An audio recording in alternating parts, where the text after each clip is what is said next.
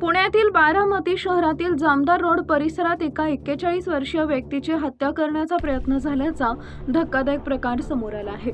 पतीला औषध देऊन अर्धबेशुद्ध केल्यानंतर त्याच्यावर बॅटने हल्ला करण्यात आला।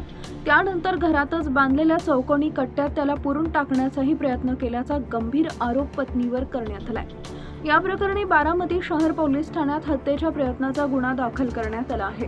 या प्रकरणी प्रकाश कान्होबा जगताप वय वर्ष 71 राहणार ढाकाळे तालुका बारामती यांनी फिर्याद दिली आहे। त्यानुसार त्यांची सून शर्मिला प्रवीण जगताप वय वर्ष 38 राहणार इंद्रप्रस्थ सोसायटी जामदार रोड बारामती हिच्या विरुद्ध भारतीय न्याय संहिता BNS कलम 109(1) अन्वये गुन्हा नोंदवण्यात आला आहे।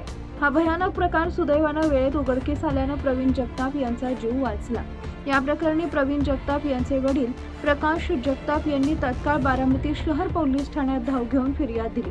वडिलांच्या तक्रारीच्या वरून संशयित आरोपी पत्नी शर्मिला जगताप हिच्या विरोधात गुन्हा दाखल करण्यात आला आहे। पत्नीनं आपल्या पतीला अशा प्रकारे घरातील गॅलरीतच जिवंत पुरण्याचा कट रचल्यानं परिसरात भीतीचं वातावरण निर्माण झालंय। या घटनेचा पुढील तपास बारामती शहर पोलीस करत आहेत।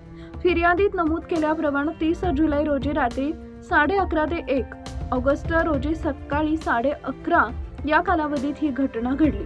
आरोपी महिलेने तिचे पती प्रवीण प्रकाश जगताप वय वर्ष 41 यांना कोणतं तरी औषध देऊन अर्धबेशुद्ध केल्याचा आरोप आहे।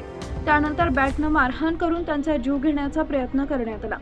तक्रारीनुसार हल्ल्यानंतर घरातील हॉल लगतच्या गॅलरीत बांधलेल्या चौकोनी कट्ट्यात बेशुद्ध अवस्थेतील पतीला झोपवून त्यावर फरशी लावून बंद करण्याचाही प्रयत्न करण्यात आला। या प्रकारात पतीला जिवंत पुरून टाकण्याचा प्रयत्न झाल्याचा आरोप फिर्यादीनं केलाय। या तक्रारीच्या आधारे बारामती शहर पोलिसांनी गुन्हा दाखल केला असून पुढील तपास सहाय्यक पोलीस निरीक्षक इंगवले करत आहेत।